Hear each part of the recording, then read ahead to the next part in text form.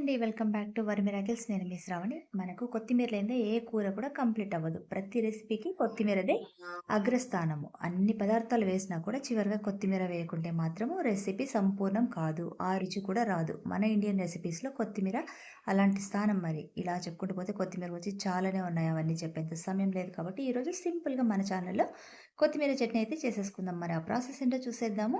ముందుగా గుప్పెడంత కొత్తిమీరనైతే తీసుకోండి. ఫ్రెష్‌గా ఉండాలి అండ్ మరీ లేతగా ఉండాలి. మరీ ముదిరిపోకూడదనమాట కొత్తిమీర. ఇప్పుడు దీన్ని శుభ్రం చేసుకొని, బాగా కడుక్కొని అండ్ చిన్న చిన్నగా కట్ చేసుకొని ఒక గిన్నెలోకైతే తీసి పక్కన పెట్టుకున్నాం. ఇప్పుడు అలాగే 4 టొమాటోలైతే తీసుకున్నా నేను. టొమాటోలు చిన్న సైజ్ కాబట్టి 4 తీసుకున్నా. మీరైతే పెద్ద సైజ్ టొమాటోలు తీసుకుంటే 2 తీసుకుంటే సరిపోతుందనమాట.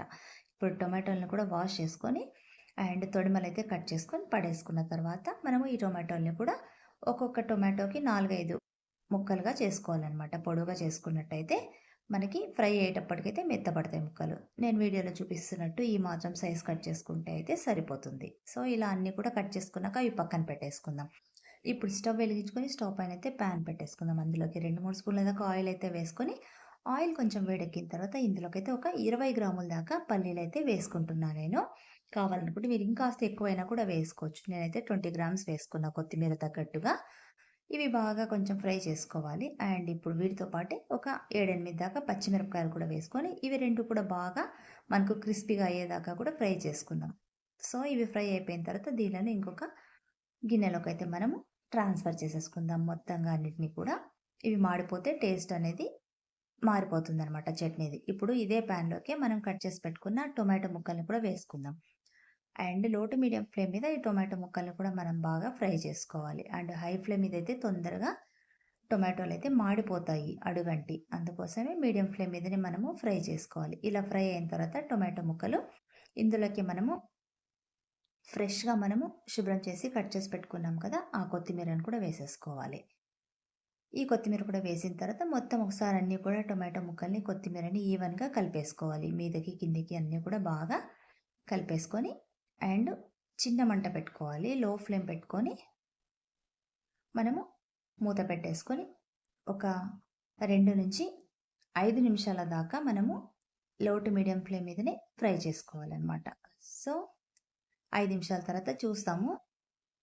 టొమాటో ముక్కలనేవి బాగా మగ్గిపోయినాయి కదా! అలాగే కొత్తిమీర కూడా బాగా ఫ్రై అయిపోయింది కదా! ఇప్పుడు ఒకసారి అంతా కూడా ఈవెన్‌గా కలిపేసుకుందాం. మీకు ఇంకా డౌట్ ఉంటే ఒకసారి ఒక ముక్కని ఇలా మనం స్పాచులాతో నొక్కినట్టయితే మనకు తెలిసిపోతుందనమాట.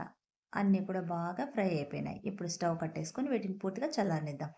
ఇవి చల్లారిపోయిన తర్వాత ఒక మిక్సీ జార్ తీసుకొని అందులోకైతే మనం ఫ్రై చేసి పెట్టుకున్న పల్లీలు, పచ్చిమిరపకాయలు అండ్ దాంతో పాటు 5, 6 వెల్లుల్లిపాయలు, ఒక స్పూన్ జీలకర్ర, రుచికి సరిపడా కాస్త సాల్టు, పసుపు ఇవన్నీ వేసుకొని ఫస్ట్ అయితే కొంచెం బరకగా మిక్సీ చేసుకుందాం. తర్వాత అదే మిక్సీ జార్‌లోకి మనం ఫ్రై చేసి పెట్టుకున్న కొత్తిమీర, టొమాటో ముక్కలు కూడా వేసుకొని ఇది కూడా మనము మరీ మెత్తగా కాకుండా కొద్దిగా కోర్స్‌గా చేసుకోవాలనమాట చట్నీని. అప్పుడే బావుంటుంది. చూసారు కదా! ఈ మాత్రం అయితే సరిపోతుంది. ఇప్పుడు ఈ చట్నీని కూడా ఇంకొక బౌల్‌లోకైతే మనము ట్రాన్స్‌ఫర్ చేసి పక్కన పెట్టేసుకుందాము. అండ్ ఇది రైస్‌లోకి కానీ, రోటీలోకి కానీ చాలా బావుంటుంది. సో, ఇప్పుడు మనము స్టవ్ వెలిగించుకొని స్టవ్ పైన పాన్ పెట్టేసుకొని 2, 3 స్పూన్ల దాకా ఆయిల్ అయితే వేసుకొని ఆయిల్ బాగా వేడెక్కిన తర్వాత ఒక స్పూన్ పోపు దినుసులు వేసుకుందాము.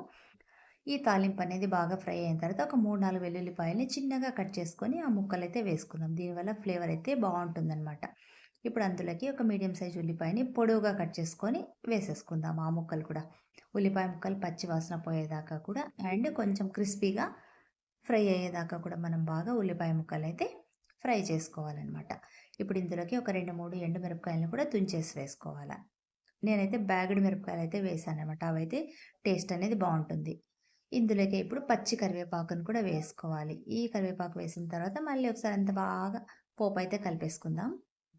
సో, రెడ్డిష్‌గా మారిపోయింది కదా తాలింపు. ఇప్పుడు ఈ తాలింపు తీసుకొచ్చి చట్నీలో కలిపేసుకోవడమే. ఇంకేముంది చట్నీ అయితే రెడీ అయిపోయింది. చూసారు కదా! మీకు నచ్చింది కదా! సో, మీకు ఈ వీడియో నచ్చినట్టయితే ఒక లైక్ ఇవ్వండి అండ్ మీ ఫ్రెండ్స్‌కి, మీ ఫ్యామిలీ మెంబర్స్‌కి షేర్ చేయండి. అండ్ నా వీడియోస్ నచ్చినట్టయితే నా ఛానల్‌ని సబ్స్క్రైబ్ చేసుకోండి. అండ్ నెక్స్ట్ మళ్ళీ ఇంకొక మంచి వీడియోతో మళ్ళీ మీ ముందుట. Until then bye. Thanks for watching.